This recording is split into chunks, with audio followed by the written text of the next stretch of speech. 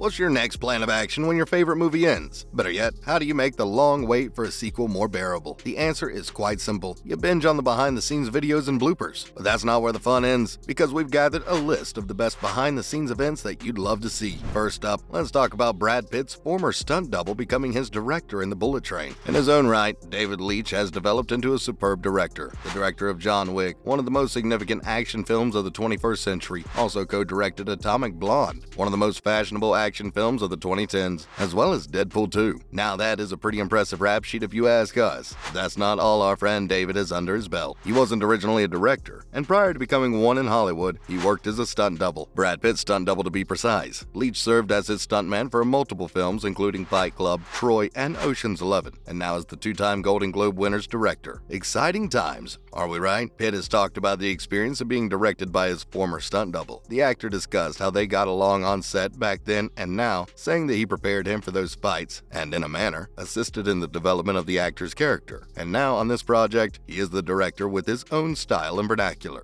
He's the boss, Pitt said about the whole situation, while the rest of the crew noted that there was a lovely symmetry between two old friends. Unexpected reunions, truly rom-com material. Next up, staying on the Brad and David front, let's talk about how the director thought he wouldn't be able to sign the actor on. Our former stuntman was rather worried that Pitt might have declined the offer despite the fact that the two have a long history of working together and had collaborated on 6 films in the past, according to Collider. The Moneyball actor had to portray the role, and the director acknowledged that, but that did nothing to help with the fact that it was a source of considerable anxiety for David. He simply thought, will he want to do it? The director simply did not know, which put him in an uncomfortable position. And we quote, "It's so crazy and wacky and irreverent, and I don't know." In the end, he simply did not wish to waste his time. People's 2-time Sexiest Man Alive winner receives numerous offers for jobs from every studio every year because of, well, being the sexiest man alive. So it so happens that Leitch was absolutely baffled as to why he chose the Bullet Train over any other. But when Pitt himself called, eager and excited to work together on the movie, the director was taken aback. He added that the studio quickly backed the movie and invested all of its resources in it after Brad agreed to star. Because again,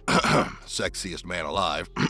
On the contrary, the Fight Club actor could not have been eager to work on the film, but he won't do it for less money than his minimum wage. And well, we might have conflicting views on what minimum wage means, but let's give you all some context. A lot of movie stars like Pitt won't be on set for less than $10 million, and for Bullet Train, that sum was double. Now you see what we're talking about. Next up, we have another phenomenal actor who initially thought wouldn't land the role. Spoiler alert, she did, and we're all grateful for it. Despite having small parts in blockbuster films like The Dark Knight Rises, Oz the Great and Powerful, and The Conjuring, Joey King isn't quite the A-list movie star that Brad Pitt and Sandra Bullock are. But that hasn't stopped the actress from taking big swings or taking a step back. She portrays one of the film's most important villains and attempts to take Pitt's character's bag back. King didn't genuinely believe that she would get the part when she was auditioning. According to The Independent, Joey says she remembers going to an audition and thinking, "Oh, that's lovely. I'll never get this part, but you know, I'll give it my best." So, we guess the best is all it took because our girl landed the part, and doesn't she look amazing in the movie? Last in this section, let's talk about the original Bullet Train. Initially, it was much darker and much less entertaining. Along with Sandra Bullock, Brad Pitt, and Joey King, there is a sizable cast in the movie, and Aaron plays a significant role. The fact that he remembered how drastically different the initial story was suggests that he has been working on the project for a much longer period of time than anyone else. Before going into production, screenplays go through numerous revisions, but according to Taylor Johnson, the final version of the film is completely different from the original. The performers said that this was originally a grim, violent, and R-rated action film, but they lightened it up and made it fun. Whatever transpired made it into a comedy. Now, we don't know what the original thing was, but what we saw was just as good. Kudos to the team. Now, for some other news that might interest you. First up, did you know Keanu Reeves almost had a cameo in Bullet Train? That's right, our favorite actor could have played Brad Pitt's therapist in the movie. Let's get into the details. Bullet Train almost had another major cameo, according to director David Leitch. Throughout the film, Brad Pitt's assassin Ladybug makes references to his therapist Barry, who has been assisting him in finding inner peace. If Barry had appeared on screen, he would most likely have been played by none other than Keanu Reeves. There was a scene with Barry. Producer Kelly McCormick revealed at a preview screening of the film, "Keanu was my dream cast," Leitch added. "Wouldn't it have been fantastic? Hello there, Bullet Train 2." you, and we cannot agree more. Keanu's mere presence and face would have brightened up the movie to a whole new level. Leitch previously collaborated with Reeves on his film John Wick, which he co-directed with Chad Stahelski. That wouldn't have been the only reunion. Sandra Bullock is in Bullet Train, and she co-starred in Speed with Reeves. Our movie also stars Aaron Taylor Johnson, Joey King, Brian Tyree Henry, Hiroyuki Sanada, Michael Shannon, Andrew Koji, Logan Lerman, Karen Fukuhara, Bad Bunny, and Zazie Beetz, in addition to Pitt and Bullock. Now, next on our news radar is Brad Pitt's list. Actor Aaron Taylor Johnson of Bullet Train says his co-star Brad Pitt has a good list of actors he will not work with. The duo appeared in David Leitch's latest film. It follows 5 assassins caught up in interconnected missions aboard a bullet train in Japan. Taylor Johnson was asked about working with the iconic actor while promoting the film at the Locarno Film Festival in Switzerland, and he revealed some interesting things. Taylor thinks Pitt is in a new chapter of his life, further describing him as a humble and gracious human being. The actor continued to say that Brad Pitt wants to bring joy and light into the world, and to be around people who are there to have a good time. That's certainly easier said than done, right? We should definitely take notes from Pitt, who according to Taylor has a list of good actors, and a list of actors he absolutely does not want to work with. Now, we don't know if Brad Pitt has a physical list of all the names, but one thing's for certain, we'll definitely be making one. Lastly, a little birdie told us Bullet Train barely stayed on track. Let's take a look at the prototypical scene from Bullet Train. 2 eccentrically dressed strangers cross paths, exchange a quip, and then engage in a brutal fight set to an oddly upbeat pop song. Their bloody R-rated violence is offset by some amusing creative prop work. One of the combatants dies unexpectedly, while the other shakes himself off and undercuts the previous savagery with the deadpan remarks such as, "Damn, I got blood on my suit." It's the kind of cinematic sequence that's entertaining and unique the first time you see it, but becomes tiresome by the 7th or 8th time. And mind you, it's everywhere nowadays. Bullet Train stars Brad Pitt as the lethal but laid-back underworld operative Ladybug. Ladybug's latest mission is simple: board a bullet train from Tokyo to Kyoto and steal a briefcase. Pitt expertly channels his movie star charisma into a disheveled, existential hitman who spends his time between fights quoting his therapist and lamenting his bad luck. Here's the deal: placing a Zen character in such a high-stakes situation is a great idea, and Ladybug's dislike of guns certainly allows Leitch to lean into set pieces that do more than just recreate the gunplay of the John Wick franchise, which he co-created with Chad Stahelski. Still, it's difficult not to think that Ladybug's breezy shtick would have worked better in a supporting role, especially since the film has 2 even more compelling characters on the margins: